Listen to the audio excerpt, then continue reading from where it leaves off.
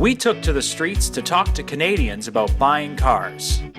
I did do research online, yes. I think in general, that's kind of where we tend to lean to. We trust those sources probably a little bit more than just showing up at a dealership and getting the regular spiel. There's less of a hassle. You basically don't need to leave the house, right? And you usually go to the dealership website first just to try and find out what options you have, and then you go on from there to autoTRADER or Kijiji or Craigslist, stuff like that. It took me a couple hours to narrow it down, and then within a day I was at the dealership arranging the purchase of the vehicle. I did use autoTRADER.ca to use the search. And so at first I was looking like, what could I get within this price range? And then eventually when I decided what kind of car I wanted, I looked specifically for that. Yeah, I was basically willing to drive, I don't know, maybe a couple 100 kilometers to get the car I wanted.